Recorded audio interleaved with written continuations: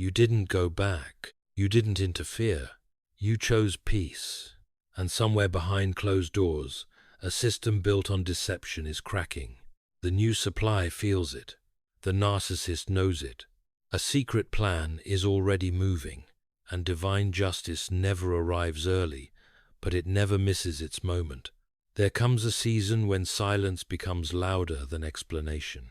Not because you are hiding, but because you have stopped participating in what God already exposed. You are not reaching out. You are not defending yourself. You are not trying to be understood by people committed to misunderstanding you. And yet, unrest begins to surface around you. This is not coincidence. This is consequence. When a narcissistic structure loses access to your energy, it does not collapse immediately. It destabilizes first. Confusion appears. Paranoia takes root. And the people who replaced you begin to feel what they were never prepared to carry. Scripture tells us that darkness cannot comprehend the light, not because the light is aggressive, but because it is unyielding. You chose alignment over attachment, truth over chaos, peace over proving, and that decision has activated something far beyond human reaction. The new supply is not unraveling because you returned. They are unraveling because you did not. They can sense that the foundation they stand on is unstable. They feel a shift they cannot name. They are reacting to a truth that has not yet been spoken, but is already decided. And the narcissist, quiet now, withdrawn, calculating, is doing what they always do. When control begins to slip, they are planning. What unfolds next is not drama, it is order being restored. And it does not require your involvement only, your continued obedience to the path God removed you onto. Paranoia is not born from you, it is born from deception. Paranoia does not grow in environments where truth is honored. It grows where reality has been edited, delayed, or quietly replaced by performance. Because paranoia is not just fear, it is the mind's attempt to survive inside a story that keeps changing. The new supply is not unraveling because you are doing something in the background. They are unraveling because the emotional atmosphere around the narcissist has shifted, not in dramatic ways that can be proven, but in subtle ways that cannot be unseen once they are felt. A narcissist does not always leave physically first. They leave in fragments. They leave in attention. They leave in presence. They leave in the warmth that used to feel effortless. And the new supply senses it the way a person senses a room that has gone cold. This is how deception announces itself. Not through admission, through tension. They begin to notice that reassurance feels scripted. Affection feels timed. Words sound right, but land wrong. And what that does to a person, especially someone trying to hold on to a fragile bond, is create an ache that demands an explanation. But in narcissistic dynamics, explanations rarely come as truth. They come as control. They come as deflection. They come as spiritual fog. So the new supply starts scanning. They scan tone. They scan timing. They scan the narcissist's phone habits, moods, and patterns. They replay ordinary moments with a microscope, searching for meaning that the narcissist refuses to supply. And this is where the spiritual dimension matters. Scripture is clear that darkness cannot remain stable under the pressure of light, not because the light is loud, but because it is real. Everyone who does evil hates the light, lest his deeds should be exposed. John 3:20. Exposure does not always arrive as public humiliation. Sometimes it arrives as private unrest, a shaking in the inner world, a collapse of confidence, a gnawing feeling that the truth is near. When the narcissist senses that their structure is weakening, when control begins to cost more than it pays, they do what they always do. They tighten. They become evasive. They manage appearances. They give the minimum necessary to keep the supply attached, while emotionally withdrawing behind the scenes. And the new supply feels that contradiction. They feel the difference between being kept and being cherished. They feel the difference between being used and being valued. They might not have the language for it yet, but their spirit detects the instability. That is why paranoia grows faster than logic, because logic requires facts, and facts are exactly what deception refuses to provide. So the mind creates its own explanation. Proverbs tells us, "The wicked flee when no one pursues," Proverbs 28:1. That line is often read as guilt, but it also reveals instability. When a system is built on manipulation, the people inside it eventually begin reacting to consequence. They sense accountability approaching, even if no one has said a word. They sense that what was hidden is no longer safe. And here is the part many people misunderstand. You do not have to be present to be blamed. You do not have to speak to become a target. Because when a narcissist has unfinished emotional business, your name becomes a symbol, a reference point, a silent comparison.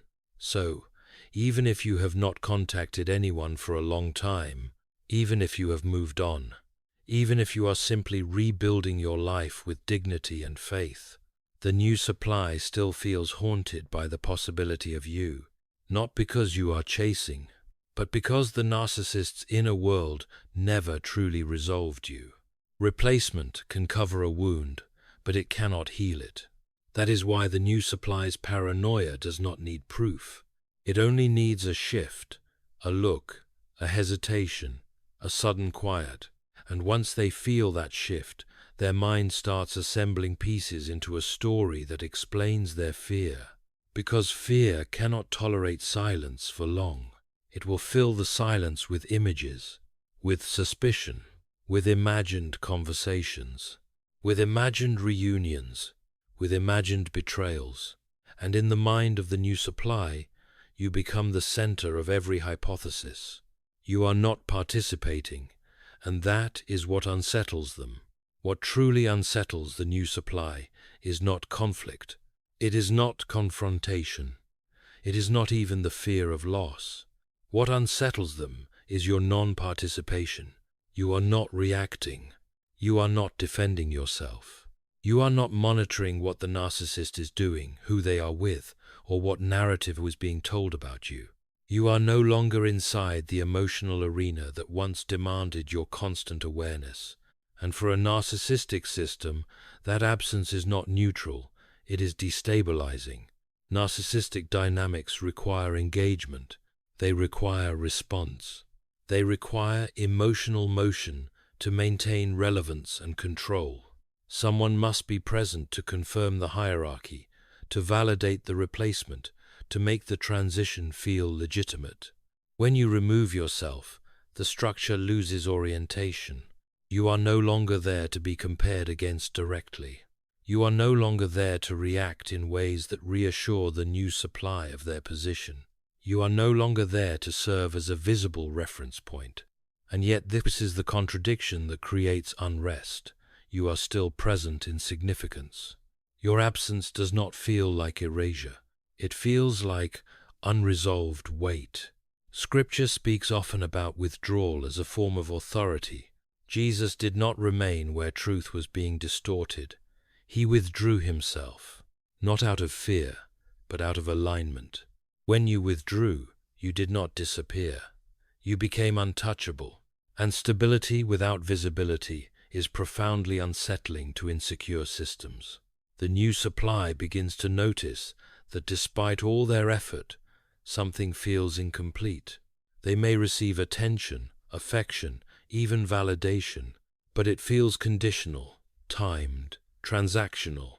They sense that the narcissist is present physically but absent emotionally, and absence without explanation creates anxiety that demands meaning.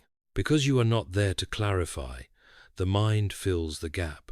They begin to wonder why your silence carries weight, why your absence feels different from abandonment, why the narcissist reacts subtly when your name is referenced or avoids it entirely. This is where fixation begins to form.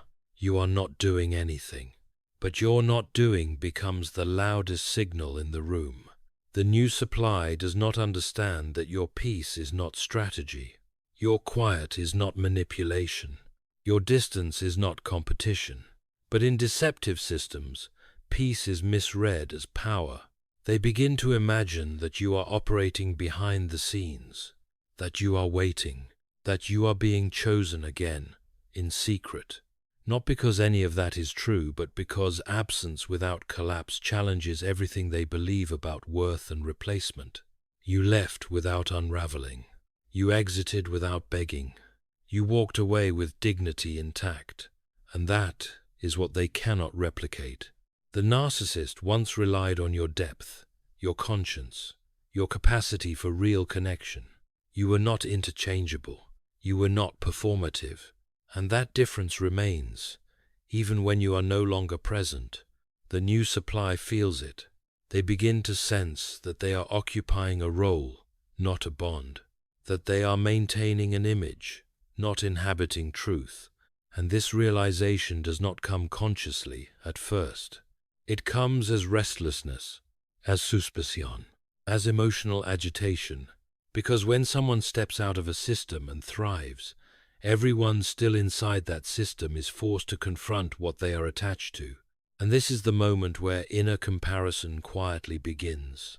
Not spoken, not agreed upon, but relentless. And as the new supply searches for stability they cannot find within the relationship, your absence becomes the standard against which everything is measured. A one-sided competition, a battle you never entered. Once comparison begins internally, the dynamic shifts quietly but permanently. What was once anxiety becomes competition. Not competition spoken aloud, but competition lived inwardly. The new supply does not announce this struggle. They rarely even admit it to themselves. But something fundamental changes in how they relate to the narcissist and to you. They begin measuring everything. Tone becomes evidence. Affection becomes currency. Attention becomes a scorecard. And without realizing it, they step into a contest that was never offered to them. This is the cruel paradox of narcissistic systems. Someone is always competing, but the person being competed against is often unaware. You are not participating. You are not presenting yourself. You are not defending your worth. And that absence turns the competition into something deeply destabilizing, because competition requires reciprocity. And when there is none, it collapses inward. The new supply begins to compare themselves not to your actions, but to the memory of your substance. They wonder why the narcissist once needed someone with your depth. They question why emotional intensity feels shallow now. They sense that something essential, something grounding, has been replaced by performance. This is not jealousy rooted in desire. It is insecurity rooted in insufficiency. Scripture warns us that comparison breeds disorder, and James speaks clearly. For where jealousy and selfish ambition exist, there will be disorder and every vile practice. James 3:16. Disorder is not always loud. Sometimes it appears as quiet unraveling. The new supply begins to overextend. They give more, try harder, adapt faster, but effort cannot replicate essence. Because what you carried was not behavior, it was alignment. It was conscience. It was integrity shaped through suffering, not image. And that is what cannot be mimicked. The narcissist senses this tension but does not resolve it. They allow the comparison to continue, because comparison keeps people striving. Striving keeps people attached. And attachment, even when anxious, still feeds control. But control has a cost. The more the new supply competes, the more they expose the emptiness beneath the contest. They are fighting for a position that was never secure, trying to replace a role that was never interchangeable. And the more they try to win, the more obvious it becomes that there is nothing to win. You were not a prize. You were a standard, and standards do not compete. They simply exist. This is where the competition turns corrosive. The new supply does not feel empowered by comparison. They feel diminished. They feel watched by an invisible measure they cannot meet. Because you are not in the race, but your absence defines it. The narcissist, observing this quietly, recognizes something critical. The dynamic is no longer sustainable. What once looked like admiration has become insecurity. What once looked like devotion has become instability. And instability threatens the narcissist's sense of control. So while the new supply spirals inward, the narcissist begins to shift outward. They stop investing. They start calculating, because a one-sided competition always reveals the same truth in the end. The person striving is replaceable. The person who walked away with dignity is not. And when that realization settles in, the narcissist does not attempt repair. They prepare escape. A narcissist does not wait for collapse to understand what is coming. They feel it long before anyone else does. They recognize failure not as loss of love, but as loss of leverage. When the one-sided competition exposes instability, when admiration turns anxious, when the new supply begins to demand reassurance instead of offering reflection, the narcissist senses danger. Not emotional danger, structural danger, because narcissistic systems are not built on connection. They are built on control, image, and utility. And the moment a relationship stops providing those things efficiently, it is quietly reclassified as expendable. This is where many people misunderstand narcissistic behavior. They assume silence means confusion. They assume withdrawal means sadness. They assume distance means inner conflict. But narcissists do not withdraw to grieve. They withdraw to calculate. They begin to observe instead of engage. They offer less explanation, less emotional presence, less effort. They conserve energy not for repair, but for repositioning. Scripture speaks to this pattern clearly. The hired hand runs away because he cares nothing for the sheep. John 10:13. What looks like abandonment is actually exposure of motive. The narcissist was never invested in the bond, only in the benefit. As the new supply spirals deeper into insecurity, the narcissist becomes quieter, cooler, more detached. Not because they are overwhelmed, but because they are already leaving in their mind. They know the dynamic cannot be stabilized. They know reassurance will no longer satisfy. They know the illusion is cracking, and rather than confront the truth, they prepare an exit that preserves their self-image. This is where the secret plan begins. The narcissist does not announce dissatisfaction. They do not explain withdrawal. They allow the new supply to blame themselves, to work harder, to compete more intensely, because distraction buys time. Time to explore alternatives. Time to plan logistics. Time to secure emotional supply elsewhere. Time to rewrite the narrative before the ending arrives. This is why the narcissist appears calm, while everyone else destabilizes. They are not calm because they are at peace. They are calm because they have already disengaged. Proverbs tells us, plans fail for lack of counsel, but with many advisors they succeed. Proverbs 20:18. Narcissists often seek counsel, not for wisdom, but for strategy. They begin speaking selectively, sharing partial stories, framing themselves as misunderstood, overwhelmed, or trapped, not to heal, but to justify what they already intend to do. And the new supply senses this shift without understanding it. They feel the narcissist pulling away emotionally, but remaining physically present. They feel the contradiction between words and behavior widen.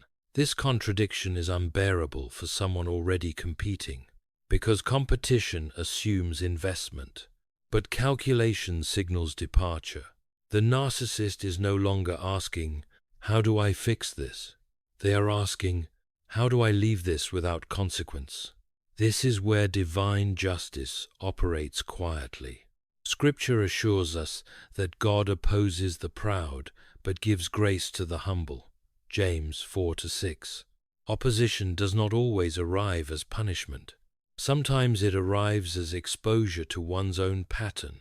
The narcissist cannot sustain what they refuse to sanctify. They cannot preserve what they only exploit. And so the structure they built begins to fail from the inside. They do not rage when this happens. They plan. They hide intentions behind neutrality. They delay decisions behind vagueness. They create emotional distance while maintaining plausible deniability. And all the while, the new supply is left chasing stability that no longer exists. This is the critical turning point, because when a narcissist shifts from control to escape, the end is no longer emotional, it is logistical. And once planning replaces presence, the relationship has already ended, even if no one has said the words yet. The secret plan is felt before it is revealed. Long before a narcissist ever admits departure, their intention announces itself through atmosphere.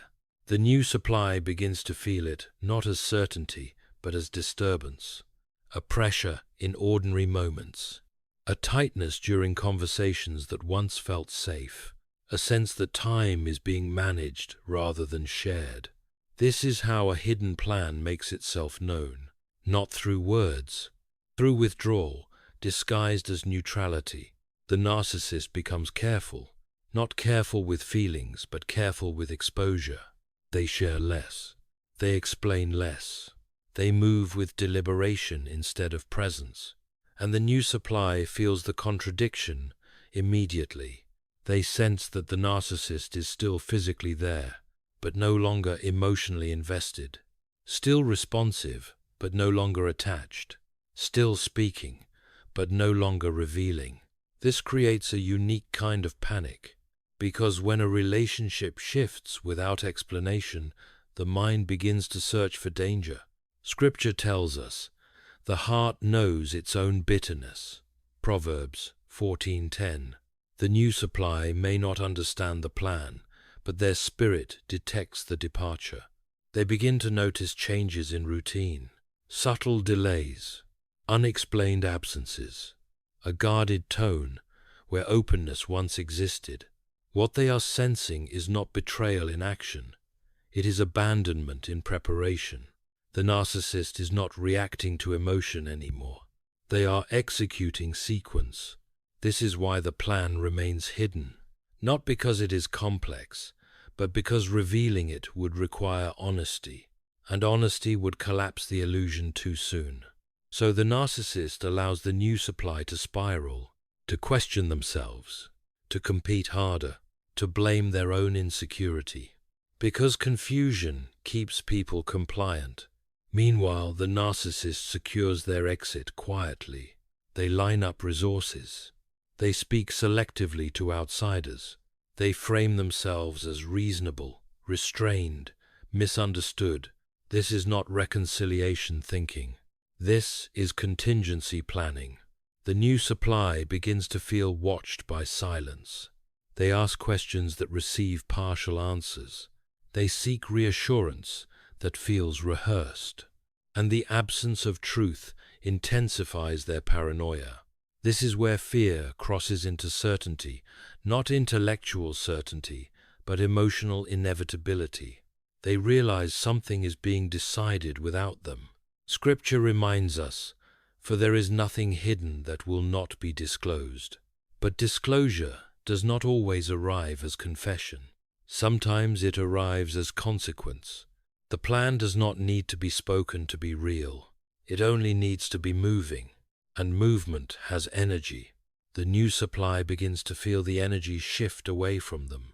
They sense that they are being emotionally replaced before being formally released, that they are being managed, not partnered. This is the most destabilizing phase, because uncertainty becomes worse than truth. They ask themselves whether they are imagining things. They doubt their perception. They oscillate between panic and denial, but the body does not lie. They feel it in the way the narcissist no longer seeks connection, only compliance, in the way conversations feel transactional, in the way the future is avoided altogether.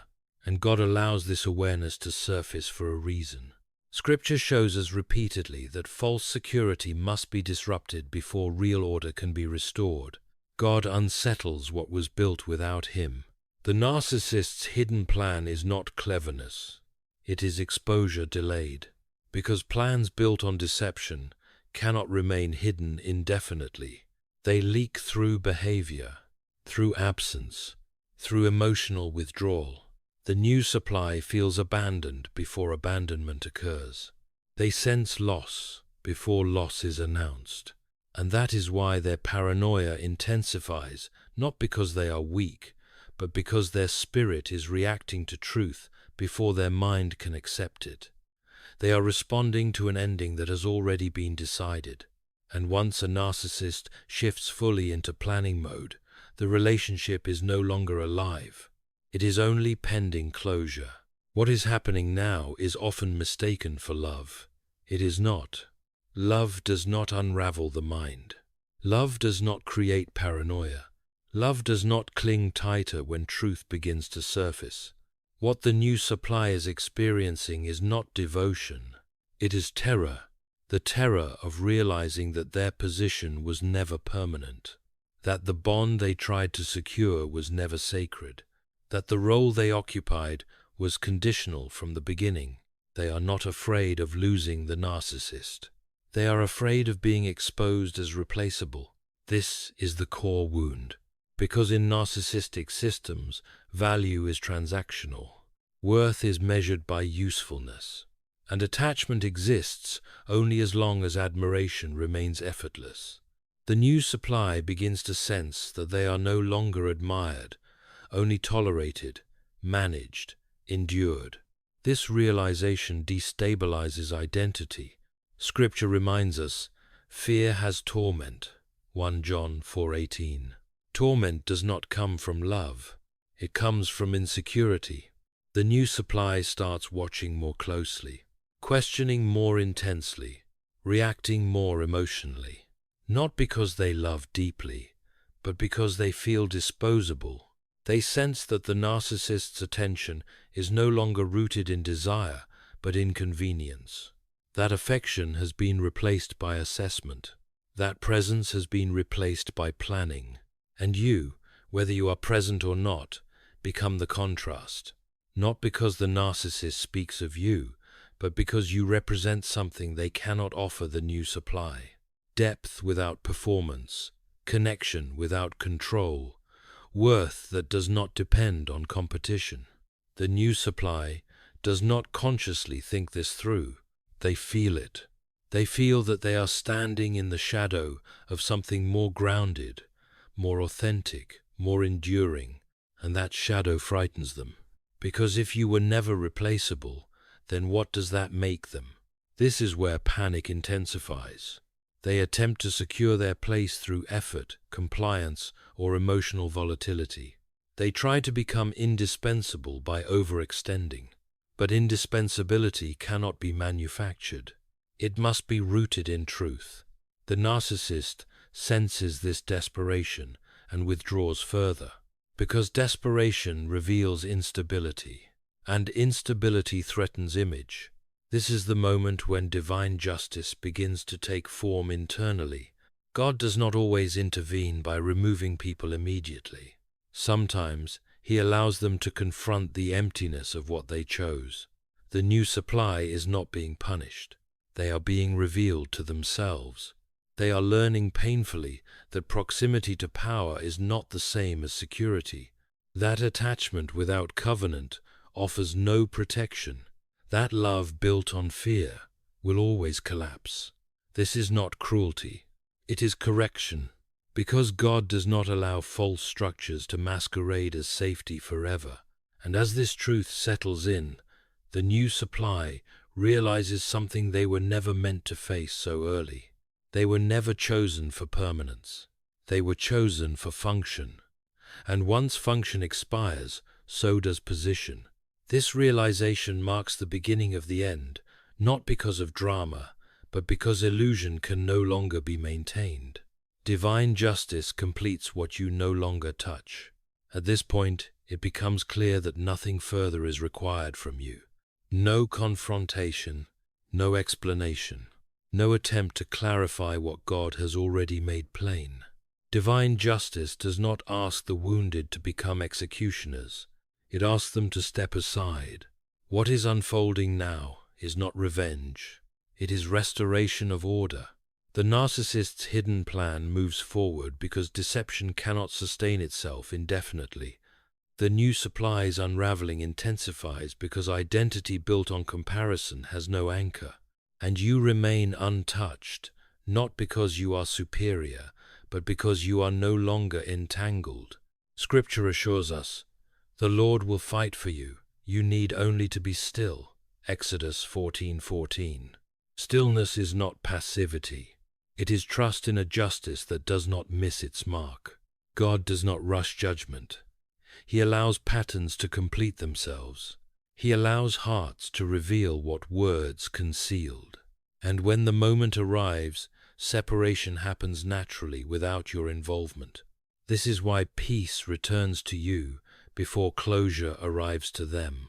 You are not spared because you were perfect. You are spared because you chose truth over control, alignment over attachment, obedience over explanation. The narcissist leaves because there is nothing left to extract. The new supply collapses because the illusion they depended on dissolves. And you stand steady because your foundation was rebuilt on something real. This is not a victory you celebrate. It is a burden you no longer carry. God's justice does not elevate the righteous by humiliating others.